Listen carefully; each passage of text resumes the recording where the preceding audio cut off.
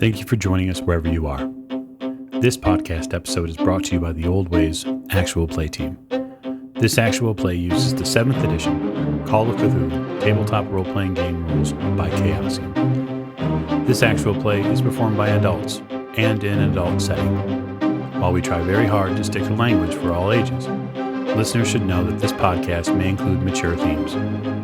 All content, including names, places, events, companies, and etc., that may bear resemblance to entities living or dead, is strictly coincidental. My name is Michael Diamond, and for tonight's game, I will be your keeper. Thank you for joining us again on another episode of the Old Ways podcast. I am your keeper, Keeper Michael, and we return to Horror on the Orient Express, where we are in Constantinople and things are about to get real. Before they do, we'd like to thank you, the listener, and you, the Patreon supporter, especially. If you haven't had a chance to check out what we offer on Patreon, you can at patreon.com/theoldwayspodcast. We are very much nearing our goal of 1,000 subscribers on YouTube. We are grateful for everybody who is listening to the show and plugging in over there, and we adore your comments. And so keep them coming and tell your friends about us, even the ones who don't like us. And now I'll turn to investigator introductions to my right. Hi there, this is Mike, and I play James Robert Fraser, who is currently having a brief respite, which he rather suspects is going to be the calm before the storm. A keen observation by someone who is quite sharp-eyed and has a high spot hidden roll, so not surprising at all. To Mr. Fraser's right. Hi, this is Rena. I play Lady Elisabeth Fitzroy, and I finally figured out why Father didn't want me reading that book. Yep. And for once, maybe, perhaps, your father was right about something. That remains to be seen. At the end of the table. Hi, this is Giles, and I'm playing Simon Griffith. And Simon and Jim are going shopping. Quite possibly for the last time. And last but most certainly not least. Hi, this is Miranda, and I play Maggie Bellinger, and I'm currently occupied showing Richard a little bit of skin. We are in the missing professor formation. We're certain the professor will be back for our final recordings. So we're going to, before we raise the curtain, we're going to give back to those who have given so much. And so we're going to turn right around to the start of our introduction line, back with Mr. Fraser, played by Spike. And we are going to ask him to make a luck roll. Alrighty, here we go. 64 luck just now.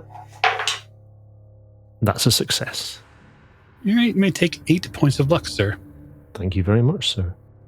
And Lady Elisabeth, played by Rena.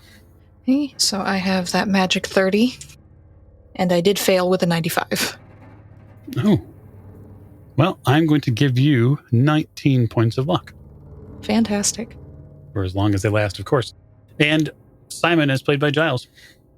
I am fortunate today that my dice are not hating me. I have 61 luck currently, and I just rolled a 67. All right. So 13 points of luck to you. And Miss Bellinger. Yes, I currently have 43, and I rolled a 33. Cool. Well, that's okay. All's not lost. 12 luck to you.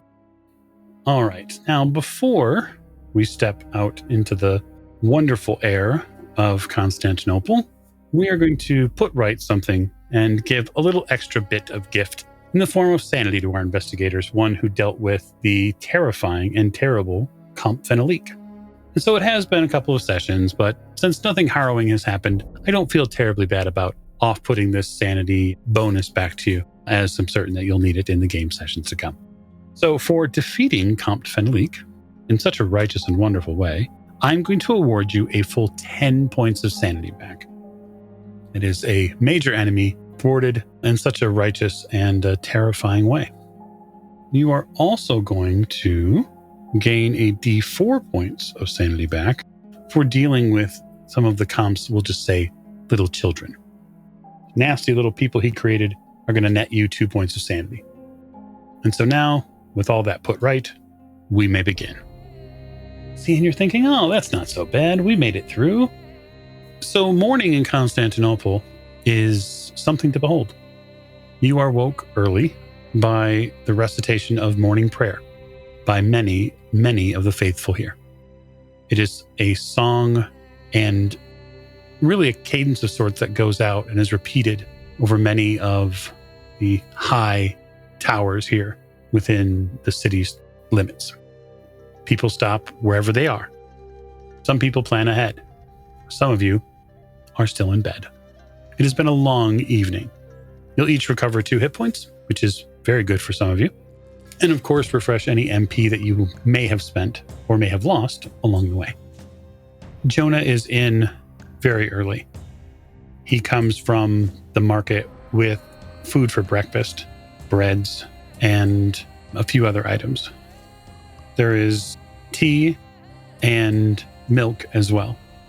And after he makes his deliverables drop in the kitchen area, he sets back to his bedroom, it looks like, becoming fully engrossed in the translation process.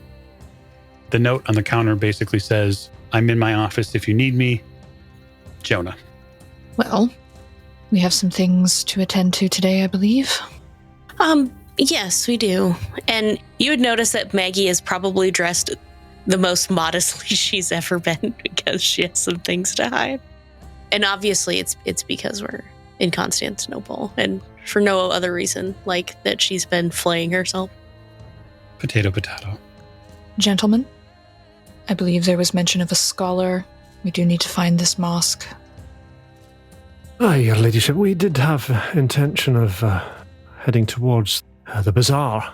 I believe there is a building there where the scholars ply their trade. Wasn't that right, Simon? I think so. I'll go knock on the door of Jonah because I do want to ask him one question. He opens it. Yes. Mr. Jonah, I do hate to interrupt you, but as we are heading out to the bazaar, how dangerous would the bazaar be for foreigners? Foreigners? Regular people? Not that dangerous. You? Dangerous. So you would say it would be better to be prepared? Always. Thank you very much, sir. He helps you shut the door and goes back to his work. Jim, so I believe we will be taking pistols? No, I don't leave home without it. Yes, I think given the circumstances, it would be unwise not to arm ourselves whenever we go off on our travels. I also don't believe Maggie and I will be able to accompany you there, considering certain things. It's also probably not wise in general, considering they'd be looking for a group of, well, us. We stand out more. Lady Elizabeth, if they are looking for all of us, it might be best if we split up then. Yes. Aye, well, I'm sure you have plenty to occupy yourself with here. Whilst we go and see what we can find. Hopefully, we will be fruitful in our endeavours. Just do be careful. Do you remember the new names in your passports? Indeed. Isn't that right, Mr. Castle? Of course, Fred. Fred, do you think I should bring Mr. Thompson with me? I think Mr. Thompson might be a little conspicuous. Well, I could remove the drum and hang it on my belt, sling the gun over my back and put a coat on. If you think it necessary to be carrying such firepower with you, then by all means, but please make sure it's discreet. We don't want anybody asking any difficult questions. I shall not be bringing my more heavy-duty equipment with me. A pistol will suffice, I think. Perhaps your, what is it you call it, toothpick might be a valuable item. I've replaced it, but yes, I'll go ahead and bring a couple blades. And the pistol then. I'll leave Mr. Thompson at home, on your judgment. Right. Well, let's not delay any longer. There's work to do, and time grows short. The two of you head out from the safe house, make the long walk down towards the market, which is where the scholars area sits adjacent to. The streets are teeming with people. The sheer amount of humanity that gets packed into this space is uncomfortable. It makes your shoulders itch a little. It's the sort of thing where you can't really make too much quick progress without either bumping into someone or someone bumping into you.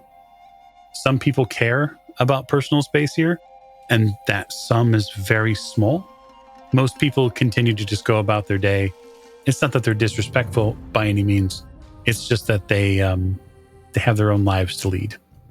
I'm very aware of the fact that in a busy marketplace, there's almost certainly going to be pickpockets and the like out plying their trade. So I'm keeping my eyes peeled as ever, ensuring that my wallet and my pistol and my valuable items are well and truly secured about my person. And we'll head over. I guess we'll see if we can see where the building that these scholars are situated and head straight over towards that. Yeah, so it's not a building, it's totally open air, which is different. Okay. The best way to put it would be there's some canvas banners and tents that sort of protect them from the sun. But there are scholars that are lined up at desks, probably 20 or 30 of them. And there's just a simple wooden stool and a table. And many of them are writing on sheafs of paper and talking with people occasionally who come up and ask for any number of things. So the biggest challenge that you're going to probably face is the language barrier here.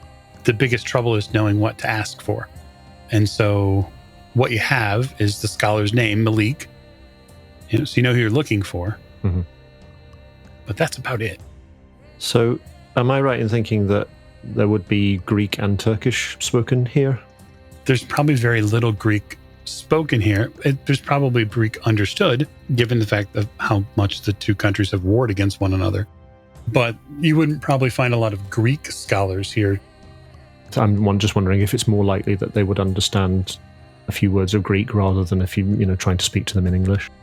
I think it's possible, but I think that Fraser's smart enough to know that there's also a possibility that he could set somebody off by speaking Greek here, depending upon if, father, son, etc., killed in war. There's all sorts of things you could do. Well, Simon, how's your Greek? You've been going through your phrase book, haven't you, for the last wee while? I can ask where the bathroom is. I can try something if you want. I think we should possibly sound out whoever we're speaking to before we start speaking in the language of an antagonistic neighbouring country. Well, we know who we're asking for anyway, don't we? So I suppose the easiest thing is just to find somebody and see if they know who and where Malik is. We are customers, so since they want our money, I'm sure they'll find a way to speak to us. Aye, very true, very true. Well, what about this fellow here? Oh, you are definitely the more genteel one of us. Well, I'll give it a go. Excuse me, do you speak any English, sir? You see a bearded man stop writing just briefly, and he looks up and he says, "Yes, I speak English." Oh, wonderful. My colleague and I require the services of a man of letters. We understand there is a chap here by the name of Malik who can assist us with our inquiries. Malik? Yes. He turns on his stool and points towards the third or fourth row back of scholars, and he says, he's there. You'll see him. Long beard, and he's wearing gold today. Gold. Wonderful, wonderful. Thank you very much. And I will give him an appropriate small donation for his services, for the information. Very much appreciated. He nods and takes the donation. Well, over here, I think, Simon. Mr. Castle. Louis? How would you like to be called? Lou or Lewis would be fine, sir. No need to stand on ceremony. You be Louis and I'll be Fred. How about that? Sounds good. Right, well, come along, Louis. Let's find this fellow Malik. All right, Freddie, you go first. Right-o, Lulu. The two of you head back a few rows. You cut through a few spaces while they're open, and you eventually find yourself in front of a desk with a scholar at it who wears a fairly long beard. He has a extraordinary headdress on. And then there are like these small gold accents that come off of it. He stops when you approach, and he sort of very patiently puts his quill pen down. Good morning, sir. Good morning indeed. Might I, having the pleasure of addressing Malik? I am Malik the Scholar. Ah, splendid. You have come recommended to us very highly for your knowledge of the city and its its people, its places, and its history. Wonderful. My colleague here and I, we are interested in some of this knowledge, this information, and we have been advised that if we wish to seek the best, we should seek Malik. We will pay for your services, of course. He smiles and he gives you a bit of a chuckle. He takes the paper that he was writing and rolls it up a bit, sets it inside the desk, and then sets out a fresh sheet of paper. And he says, I need but two things. Two things from you, sir. One, what topic can I inform you on? And then, as always, as I would ask any of my English speakers, he sort of smiles. Who sent you? Well, a gentleman of your city by the name of Jonah. Oh, of course. And I am his whale. I take it that is satisfactory. It is satisfactory enough. Splendid. So, is there somewhere that we might converse with a little more privacy? It's rather noisy here, or is this where you ply your trade?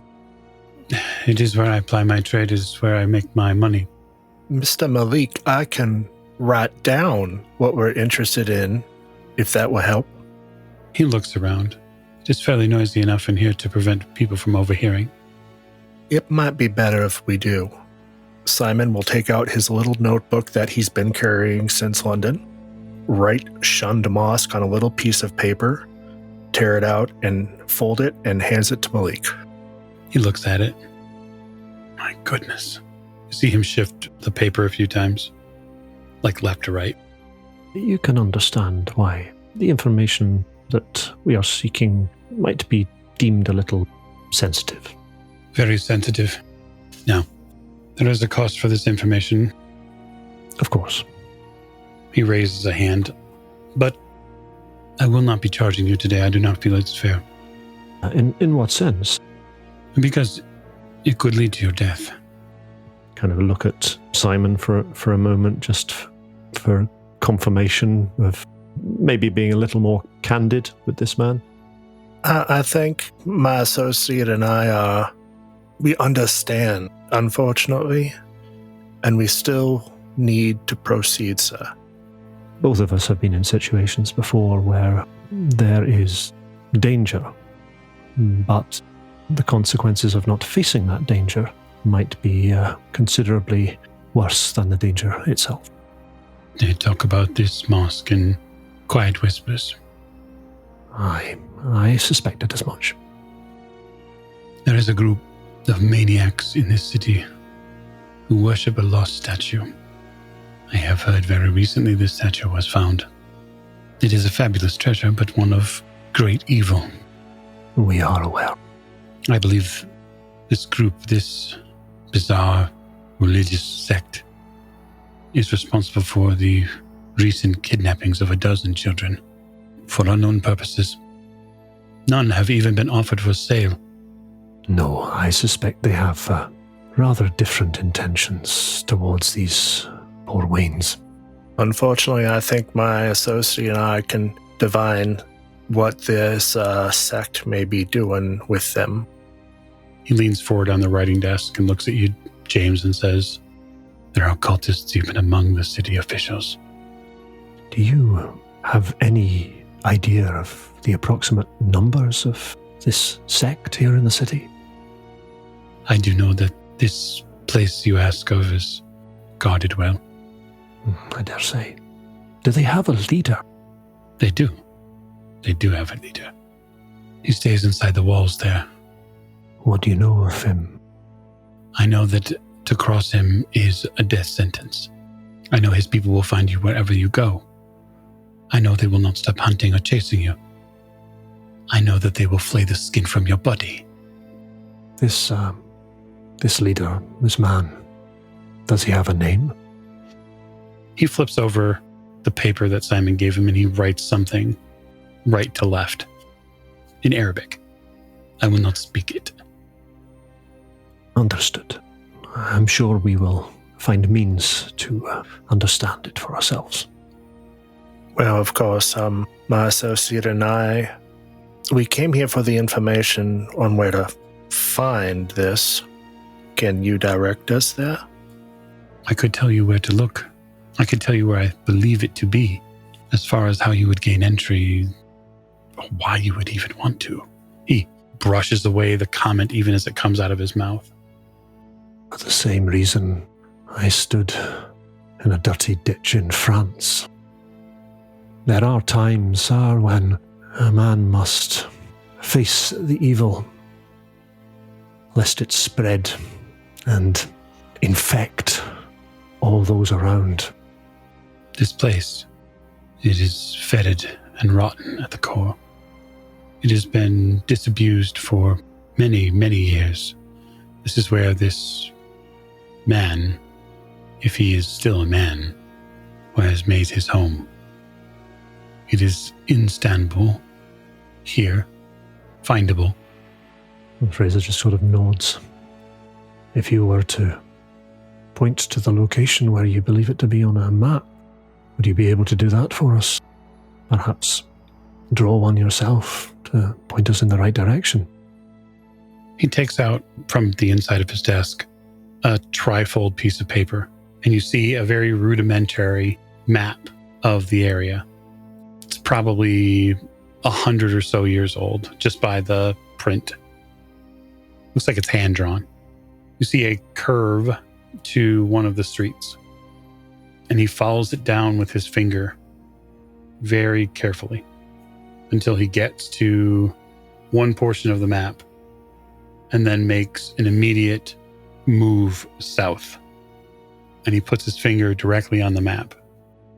And as he does, he becomes completely rigid and falls forward onto the desk, collapsing in front of you.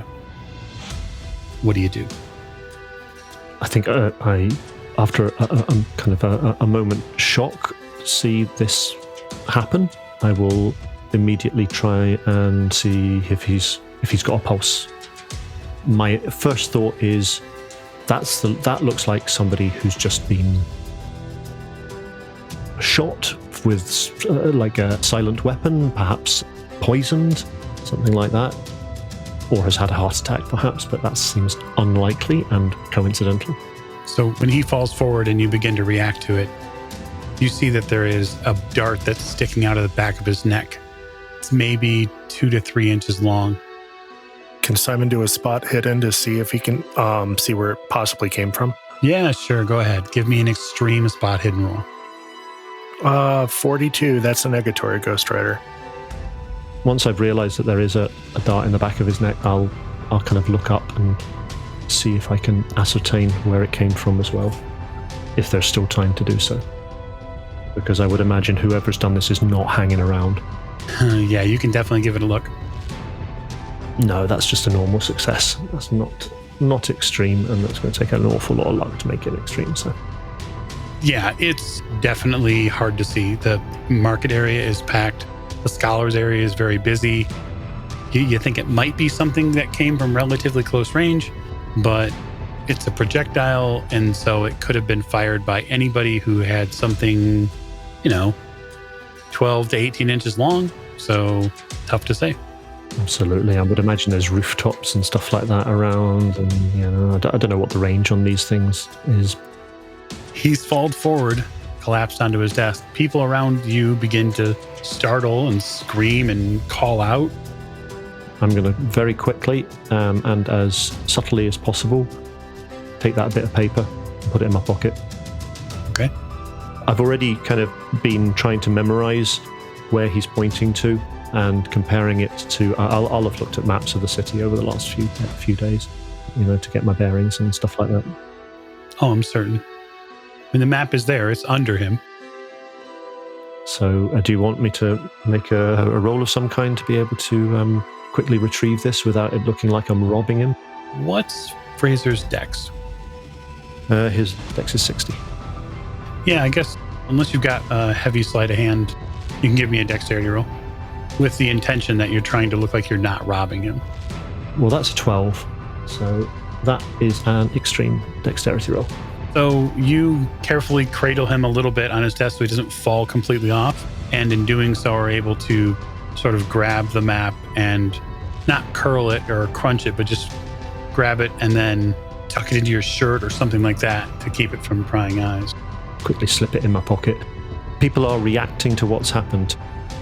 Oh, yeah. I'll just call somebody. Call a doctor. Call a doctor. Where's the police? Yes, call the police. The crowd gets up in a roar, obviously. People begin grabbing the scholar's body, Millie's body, and they get him to the floor, and attention becomes fully engrossed on him as he's on the floor. They're trying to assist him and aid him. Come on, Simon, quickly. Now's our chance. Simon, to draw their attention, gestures at the dart in the back of the neck so they can all see it. All the ones that are leaning over, because that'll get their attention and they have a better chance of recognizing it than we do. Okay. So also, if we disappear, hopefully they won't say it was us. Fraser is trying to slip into the crowd. Once the crowd's attention is fully focused on the man on his table or on the table wherever he is, Fraser is just going to try and disappear into the crowd and then make his way back to the hotel. Okay. Yeah, it's provided the two of you are going to use this scholar's unfortunate death as a misdirection to avail yourself of freedom, then you probably will get away without being tracked close enough. There aren't any local police that are close enough to get involved in this. You do probably get some people who stare at you as you maneuver your way through a little bit and try to get back to safety, but nobody stops you actively. I was going to suggest earlier on that while we've been here, it might have been worth kind of getting hold of some clothes to dress a bit more like the locals dressed and make ourselves slightly less conspicuous in a crowd. But I guess we'll probably be mostly wearing our Western clothes at the minute. I suppose we'll stand out a little bit, but if we can just kind of move through quickly and get out the way without any fuss, then hopefully we should be all right. And I want to watch as we kind of leave that marketplace area, head down a side street or whatever. I want to take a moment just to turn back and scan just to see who's following us. Not if we're being followed, but who's following us, because I'd be very, very surprised if we're not being followed. It doesn't probably take too hard of a spot hidden to suss out that you're probably being followed by a couple of kids. Mm-hmm. Probably youth between 10 and 12. Okay. I don't want to say that they look standard pickpocket height, but probably pretty close. Okay. I mean, it wouldn't surprise me if kids are being used as spies anyway for any kind of gang / sect / cult activity. Pay him a few coins and tell him to watch that man and tell me where he goes. Okay, so I'm going to flash back to the safe house now. And we'll check in on our other investigators and see how they're doing with their mornings of not being near murdered scholars. Probably during the first couple of hours of research after the gents have gone off to the market. After the first couple of hours, Jonah comes out of his room and locates you, Lady Elisabeth. Good morning. Morning. I think good might be relative. Can you answer a couple of questions for me? Potentially. I've gotten into a few of these pages now, and it references an object, it references a statue, it references something called the Sedekfar simulacrum. Yes. Do you have that here with you? We do. Have you been acquiring the pieces? Yes. All of you, or just... All of us. Okay, good. Good. At least it's a group effort. Why? Is that a good thing? Well, it's better than one person trying to grab all of them. Oh. Well, in that case. What do you mean in that case? Miss Bellinger has been keeping care of all of them. Okay. She does seem rather attached. Yeah, there's a reason for that. Go on. How long has she had them all? All the pieces? Not too long. A week, more or less. Oh, okay. Well, I have some bad news. The entire past couple of weeks have been nothing but bad news. I suppose I can take another piece. It's really not news for you directly, though. She's in trouble again, isn't she? It's going to kill her. There's an influence that they speak of. The reason why the pieces are so deadly together is that if they're collected and kept together, no one mortal person could handle that sort of raw power. And so they're separated, because to handle it, you need to do the ritual, which, as far as I'm reading, includes mostly shedding, I use that as a pleasant term, the skin that you wear, to wear this instead. So she really has two choices. She either does the ritual to wear it, or you have to destroy it. Oh, I'm intending to destroy it. In the next 8 hours. 8 hours. Or she's dead. Well, we'd better hope the gentlemen have found where we need to go then. Normally, I would rather deliver the news to her personally, but I don't know any of you. I'll keep translating. You'll need the ritual in the language that you speak, so that way you can do what you need to do. I can probably get you a rough form of it in the next, 4 to 6 hours. It was going to take me 2 days, but maybe you and I can work together and I can show you what I know and we can hunt and peck through this thing and try to force it faster. Whatever we need to do, Jonah, as quickly as possible. He nods and turns back to his office, and he doesn't really close the door all the way. And so you see him sit down at the desk, go back to the tome, and there are just like stacks of papers that he's, additional paper that he's writing and translating things from. So I'll go see Maggie first, and then I'll go work on things with Jonah. But I need to see Maggie first. Maggie has been limbering up for some real mental gymnastics that she feels like she needs to do, that I feel like she needs to do, because she cut off the head of the Comte, which really goes against a lot of things that Maggie has felt. And I think the only justification for this in Maggie's brain is that the Comte was in her way, and she convinces herself of this, that the Comte really was holding herself back. And so she's having this discussion with herself in her room that he was holding me back and I had to do it. And I need to ask Mr. Fraser, he's killed a man before. Do you gain power when you killed a man? Do you absorb some of them? Because I think that might be true. I feel that I've become more powerful since I killed the Comte, and the only explanation for it is that I had to. It was part of the test. He wanted me to do it. He wanted me to kill him to prove that I was making progress, that I'm the one that will rise next. It's my turn. Fantastic. I think you've convinced me, so why not convince yourself? And in doing so, I'll ask you to make a power roll. Okay. Okay, so I rolled with my disadvantage an 89. If I can, I would like to spend luck to get that down to a success, which would be a 75. So I need to spend what? 14 luck?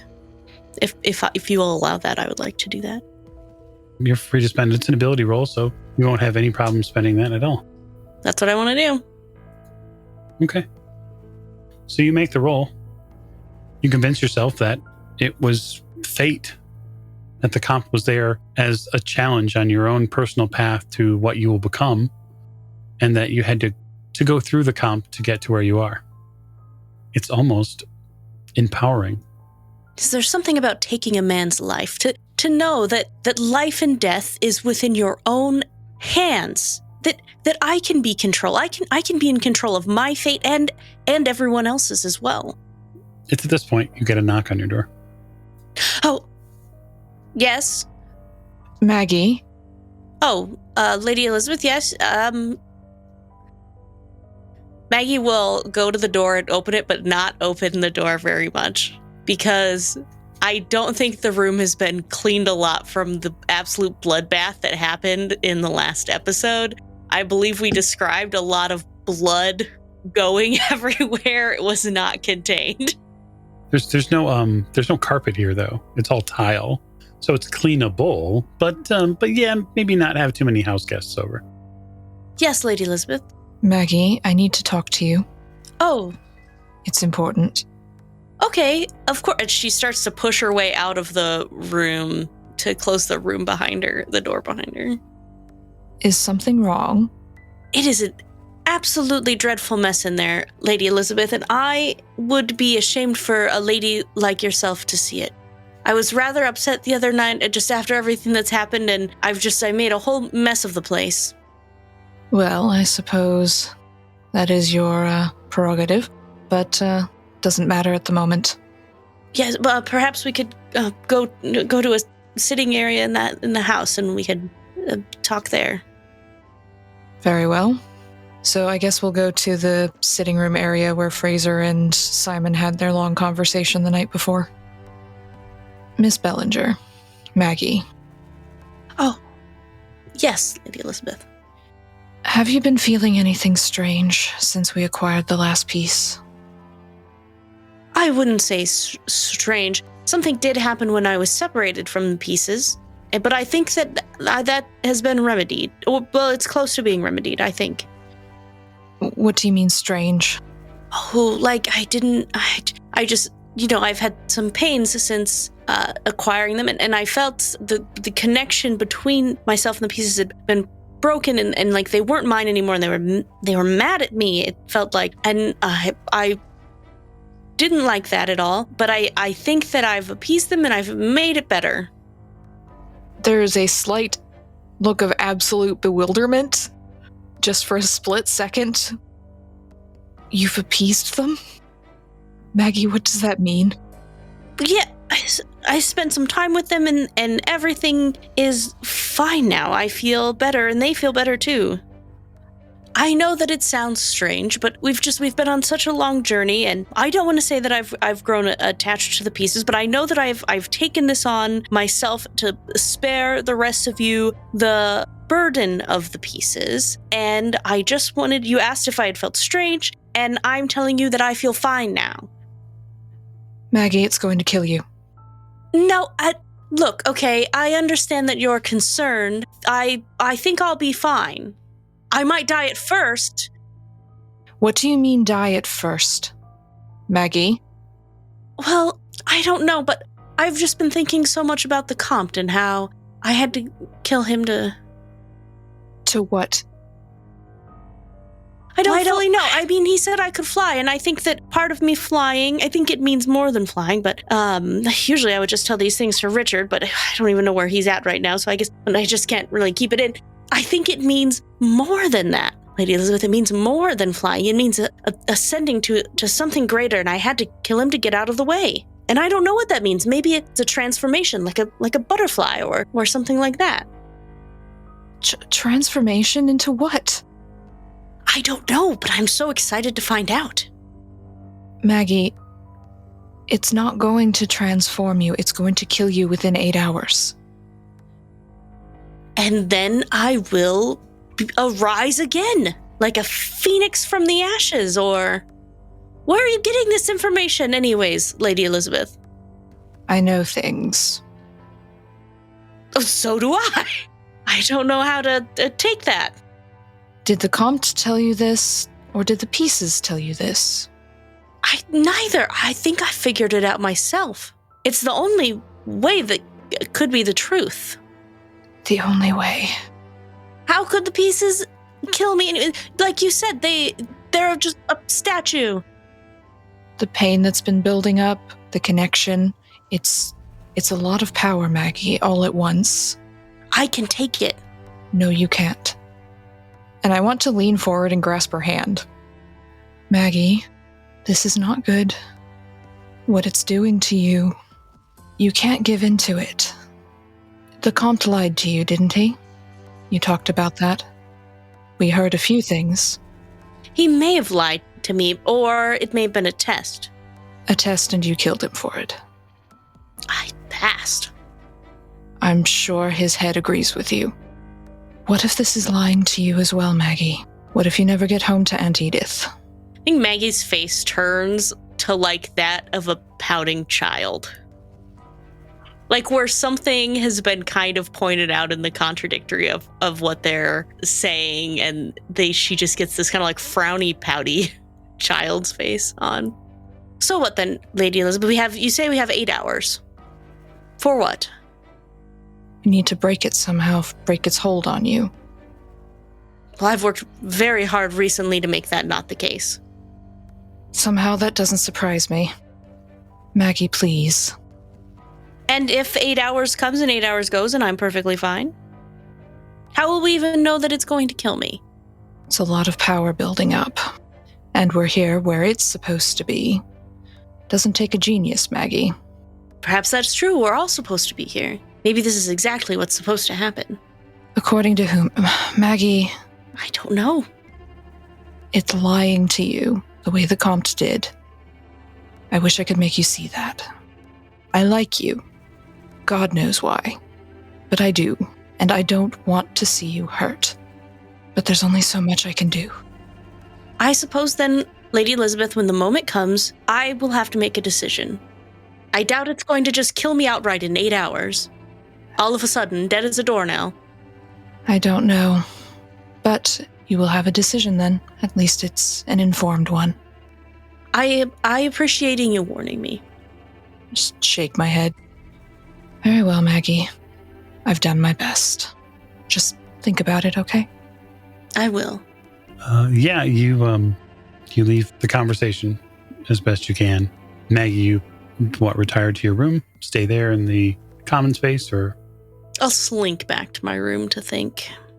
You slink back, and as you move across the floor, you are reminded of the influence the pieces still have over you, and the parts of your body that are still in pain. And there is the tiniest bit of what feels like something wet on your thighs and legs. Are my wounds bleeding? They are black. Oh.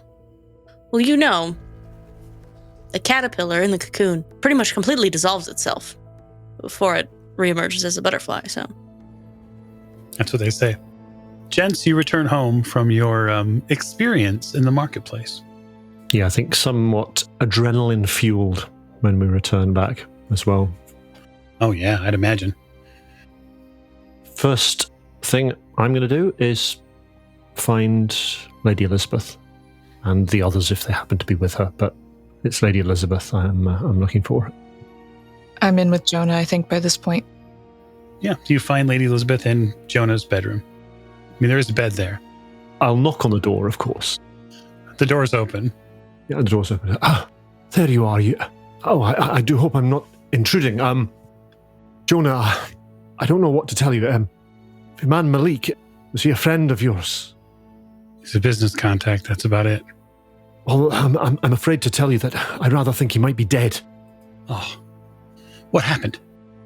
Someone got to him while we were talking to him. A poisoned dart in the back of his neck. We left as quickly as we could here. I think he was still alive when we left, but I don't rate his chances much. I'll have a really hard time picking up more contacts in this place. They're tough to cultivate. He did give us some information, though, about where we can find the place that we're looking for. Okay. What did he tell you? I have it here. I'll pull out the map that I took from the table. This is the direction that he pointed us to, and I'll sort of trace with my finger along the route that Malik traced earlier on. And here, that's as far as he got. It's not hard to find on the map at all, Fraser. The sweat impression left by Malik's fingerprint is still there. Now, I don't know if that is the final location, but that's as far as he got when he was showing us. Simon, do you have that bit of paper with the name on it? Simon produces the piece of paper and says, he wrote the leader's name on the back here in Arabic. He said something about not speaking it aloud, so could you write it down beneath it in English? He was probably referring to the market. If he believed that there were people listening nearby that could prove dangerous, he probably would want to write it down rather than speak it aloud. There won't be any issue speaking his name here. Are you sure? Trust me, we have encountered things that might be able to hear things at a distance. I got the impression he was afraid to say the name. Exactly. Not just the market, just period. Well, the last name is Makarat. Makarat? I know that name. We've heard that name before. Racking my brain to remember where we heard that name before. Was it right way back in London? It was, actually. Your mind is suddenly blossoms with a newspaper article of a man who died 3 times in one night. That doesn't make any sense. Well, I think you have bigger problems than that. What do you mean? Jonah looks at Lady Elisabeth. The pieces seem to have a hold on Maggie, and it will kill her in 8 hours. It's all here in the pages. 8 hours? Are you serious? I'm serious. The influence on those pieces, the power that get pulled in by them from wherever it comes from, is something that's sustainable over different people. It's like spreading out butter on too much bread. When you collect it all in one simple piece, it's too much for the bread to handle, and the bread can break. The center cannot hold. She's been collecting all of the pieces. That's what Lady Elisabeth has said.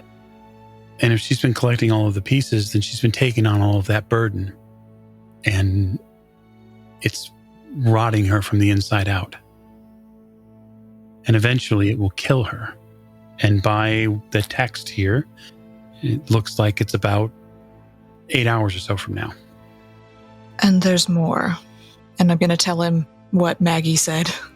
Oh, Maggie, what have you done? We need to move quickly. Hi. I am assisting Jonah here. So what do we need to know? So what we are going to do, Jonah gestures to Lady Elisabeth, is we are going to form the basis of the translation of this incantation that someone is going to have to start. I have one other contact in the city that is worth a damn, and I think he might be able to help us out. He's a free trader, that's the best way to say it. Sometimes he smuggles goods into and out of the city, sometimes he works for the government. He's a little gray as far as the rules go, but he's somebody who knows all sorts of the inner workings of Constantinople, including maybe a pathway to this place, because if this is wherever your target cult makes its home at, I'm sure it's defended. Aye. Not only that, but Malik made a point of saying that members of this cult were in the local government. It sounds like it's a pervasive sect. They have people in places of power so they can protect themselves, I dare say, cover their tracks when necessary. We need more than we have. Malik wasn't able to say how many there are in the city, but if it's more than just a handful, we won't be enough to get through. We need assistance. Simon, I don't know if you can call upon your superiors to provide us with any aid here in the time scale that we have. Jonah, I don't know if there's anyone you know, or if this associate of yours, this man who walks in the grey areas, if he has any men, women that he can call upon. I can work the lines as best we can. It's going to be short notice, so money is going to trump loyalty. We have money. It wouldn't be impossible to get some lads who are fair with a rifle or two and maybe cause a little disturbance outside at the front of the mosque to draw attention at the right time. But it'll be up to you all to sort out whatever happens after that. We don't even know how long it's going to take to enact this ritual. Tell me, what is this ritual, this incantation that you're talking about? Go ahead, tell him. You either replace your skin with the simulacrum or you destroy it. I know which one I would prefer. However, we can't tell Miss Bellinger about the second one. What?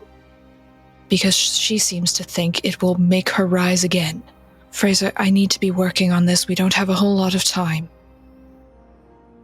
So, as I understand it, we have two options. The first option is not acceptable to us. The second option is our only option. What do you need from me? Do I need to go and find you anything from the marketplace? You need equipment of any kind? I need you to meet with a man named Akhtar. How will I know this man? I'm going to give you the place where he does business at. He's the free trader I spoke of. He needs to be given a shopping list of things that we'll need. It's going to require quite a heavy price, which we'll find a way to pay. That is not an issue. We have money. He knows you by name, He knows me by name. He'll be able to get us probably 5 to 10 men who can help deal with some of the top situations. He may also know a little more about this building than I do. I've been by this place a couple of times since coming here. It's a mosque. It's just disused. No one uses it. It's decrepit. It's run down. You wouldn't think about it for more than half a second if you walk by it. Well, the perfect place to have a center of operations for the kind of people that we're dealing with. Simon, you were going to say? I'm just going to go unpack Thompson and some sticks of love to take over to the mosque. Keeper, I have a question. So I don't know the layout of the house, but I'm wondering what the chances are that Maggie has overheard them come home and this conversation. I think there's a high chance that you would have heard them come home because there's only so much that you can, hope to squelch about the noise that they would make. As far as the conversation happening a couple rooms over, you want to make a hard listen roll? You can get some of the tones of that conversation. So my listen is a 77. Mm-hmm. So then what would be hard for that? 38. Okay, so I rolled a 7, but with my disadvantage, I rolled a 57. So I just need to get my 57 down to 38. That's what, 19 points of luck? It is. Oh, I'll go for it. Okay. Spend 19 points of luck. Okay. During your inspection of your physical form, you realize that the wounds that you have made on yourself are now seeping black blood. It's a little bit more viscous than your normal blood, which you've become somewhat used to. And so you're having to redress your wounds. In doing so, you are sitting in quiet contemplation, of course, with no other sounds around you, and so are able to keenly hear the gentleman come home and then begin having a very animated conversation in one of the bedrooms nearby. I'd say you get about 75% of the conversation. In my heart, I would like Maggie to grab a sheet, bundle up, because I don't think she can carry a whole steamer trunk by herself, but she could bundle up the pieces, throw them over her shoulder, and Maggie wants to get the fuck out of here. Okay, so here's two things I want from you. One, I want a stealth roll from her. I don't think that's hard at all. They're all collected in one room, so it's reasonable to say that she can probably get away with them. But she's going to have to pass a stealth roll first. And I would say, not that it would be contested for anybody in the room in the middle of the conversation, but it's important that she at least gets out without, Now, I do have the talent Shadow, which either reduce difficulty level by 1 or I gain a bonus die. So I'm assuming that will cancel out my disadvantage. It certainly will. So it'll be a flat roll for you. And this is stealth, right? Mm-hmm. So 50-50 chance. I rolled an 11. That's pretty good. That would be a wonderful success in Delta Green, but since we're not playing Delta Green, it is a fantastic success here as well. So, yeah, you bundle the items up in a sheet after seeing to your own wounds. I'll ask you this. Mm-hmm. Do you give Richard's door or his room or anything a second glance as you walk out? I don't think so. Maggie is scared, not for herself, but she's scared of what they are going to do to her. She's not scared of these pieces. She's scared of them, or like she needs to get to the place first. So I don't think she would even be thinking about Richard. Okay. You gather the pieces and the clothing that you're wearing, the conservative clothing that you're wearing today, and you slowly and quietly make your way out with none of your compatriots the wiser. Well, former compatriots at this point, because it's clear who you trust. And I think that that's a fantastic note to end on. And so I'll wish all of you a wonderful rest of your day or evening, wherever you are. And I look forward to the next time you get to hear us on the Old Ways podcast as we continue the final climax of Horror on the Orient Express. Thank you and good night.